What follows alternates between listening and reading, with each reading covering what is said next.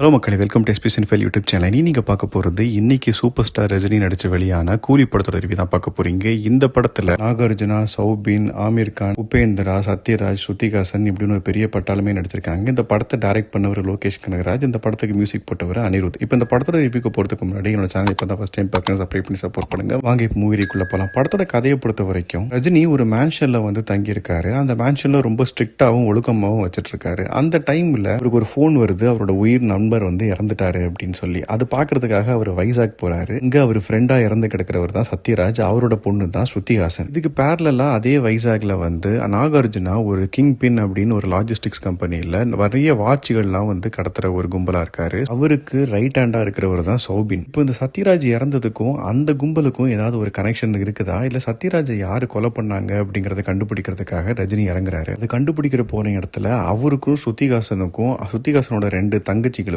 ஆபத்து வருது. அது என்ன ஆபத்து, சத்யராஜ் எப்படி இறந்தாரு, அவருக்கும் அந்த கும்பலுக்கும் என்ன சம்பந்தம், எதுக்காக அவங்க இவரை கொலை பண்ணாரு, ரஜினி அவர்களை கண்டுபிடிச்சாங்களா இல்லையா, ரஜினிக்குன்னு ஒரு பிளாஷ்பேக் இருக்கு, அவர் ஏன் மேன்ஷன்ல தங்கியிருக்காரு, அவர் ஃபேமிலி எதுவுமே இல்லையா, அவர் பிளாஷ்பேக் என்ன, இல்ல உபேந்திராவுக்கும் ஆமீர் கானுக்கும் என்ன ரோல், இதெல்லாம் பாக்குறது தான் இந்த படத்தோட மிச்ச கதை. இது ஒரு ஆக்ஷன் ஜானர். இப்ப இந்த படத்தோட பாசிட்டிவ்ஸ் அண்ட் நெகட்டிவ்ஸ் பார்க்கலாம். எனக்கு முதல் பாசிட்டிவா தோன்றது, இந்த படத்துல சௌபினோட கேரக்டர் வந்து ரொம்பவே சூப்பரா டிஃபைன் பண்ணியிருந்தாங்க. சில இடங்கள்ல நம்ம ஜெயிலர்ல வர்மன் கேரக்டரை நமக்கு நினைவுபடுத்துற மாதிரி இருக்கும். ஆனா அதையும் ஓவர்டேக் பண்ணி இவரோட ஸ்டைல்ல வந்து பெஸ்டா கொடுத்திருக்காரு. கிட்டத்தட்ட மெயின் வில்லன் இவர் தான் அப்படிங்கிற மாதிரி இருக்குது இந்த படத்துல. அதே மாதிரி நாகார்ஜுனா பொறுத்த வரைக்கும் கிங் நாகார்ஜுனா அப்படின்னு சொல்றதுல தப்பே இல்லை. அவ்வளவு ஸ்டைலிஷா சூப்பரா இருக்காரு. பெர்ஃபார்மன்ஸை பொறுத்த வரைக்கும் கலக்கியிருக்காரு. ஸ்ருதிஹாசனும் அவங்களுக்கு ஒரு மீட்டி ரோல் இந்த படத்துல நல்லா பெர்ஃபார்ம் பண்ணிருக்காங்க. அவங்களுக்கு த்ரூ அவுட் த மூவி அவங்களுக்கு ஸ்கோப் இருக்கு. அண்ட் நம்ம ரஜினிகாந்த் அவரோட கேரக்டரை வந்து பக்காவா பிடிச்சி அந்த மீட்டர்ல ஸ்டார்டிங்ல இருந்து எண்டு வரைக்கும் எந்த வித ஃபிளாவும் இல்லாம எந்த இடத்துலயுமே அவர் வந்து அவரோட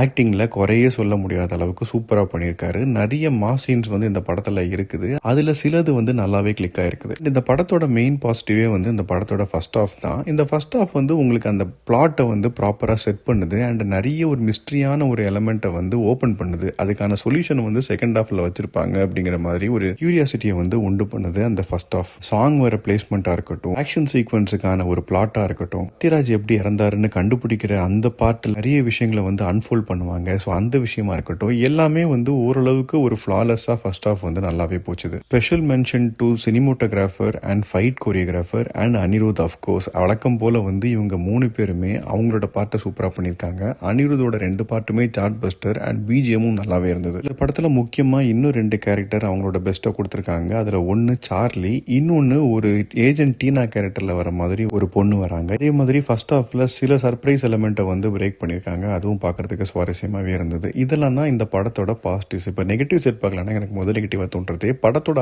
ஆரம்பத்தில் கொஞ்சம் மேன்ஷன் சீக்வன்ஸ்லாம் வரும். இது கொஞ்சம் லெங்க்தாக போன மாதிரி ஒரு ஃபீல் இருந்தது. அது கட்டாயம் ட்ரிம் பண்ணியிருக்கலாம். அதே மாதிரி ஃபர்ஸ்ட் ஹாஃப்ல இவங்க கொடுத்த பில்டப்பும் சரி, அந்த கியூரியாசிட்டியும் சரி, செகண்ட் ஹாஃபை பூர்த்தி பண்ணியிருக்குது அப்படின்னு கேட்டிங்கன்னா சுத்தமாக இல்லை. செகண்ட் ஹாஃப் முழுக்க ஒரு ரத்தம் தெறிக்க ஒரு ஆக்ஷன் படமாக தான் இருக்குது. எந்த கதையும் இல்லை, லாஜிக்கும் இல்லை, மொத்தமாக ஒரு கொலை படம் மாதிரி தான் போய்கிட்டே இருக்குது. அதே மாதிரி ப்ரீ இன்டர்வல் சீக்வன்ஸும் பார்த்தீங்கன்னா ரொம்ப லெங்க்தாக போகும். அவங்க கொடுத்த பில்டப்லாம் பார்த்தீங்கன்னா அந்த விக்ரம் போட இன்டர்வல் பிளாக் மாதிரி நான் எக்ஸ்பெக்ட் பண்ணேன். ஆனால் டோட்டலி வேற மாதிரி இருந்தது. அதுவும் பெருசாக இம்ப்ரெசிவாக இல்லை. நான் சொன்ன மாதிரி செகண்ட் ஹாஃப் ஒரு மேஜர் ஃப்ளா. யாரெல்லாம் நல்லா பெர்ஃபார்ம் பண்ணியிருந்தாங்களோ அவங்க எல்லாருமே அவங்களோட டவுன் சைடை பார்க்குற மாதிரியே இருந்தது. உபேந்திராலாம் கடைசி வரைக்கும் வருவாரா, படமே முடிய போதே அப்படிங்கிற நேரத்தில் தான் அவர் வராரு. அவர் வந்து என்ன இம்பாக்ட் கிரியேட் பண்ணாருன்னு கேட்டிங்கன்னா எதுவுமே இல்லை. அவரும் ஒரு டம்மியாக தான் காட்டியிருக்காங்க. இதில் இன்னும் ஒரு ஹைலைட்டே ஆமீர் கானோட கேரக்டரைசேஷன் தான். அவர் என்னமோ ஸ்கூல் பசங்க ஃபேன்சி ட்ரெஸ் காம்படிஷனுக்கு போற மாதிரி ஒரு ஷார்ட்ஸும் ஒரு பனியனுமோட வராரு. சூர்யா ரோலெக்ஸ் கேரக்டர்ல பண்ண மாதிரி இந்த கேரக்டர் இருக்கும் அப்படின்னு நினைச்சு பண்ணிருக்காரு. ஆனா இது சூப்பர் காமெடியா முடிஞ்சிருக்குது. ஒரு வில்லனிசமும் இல்ல,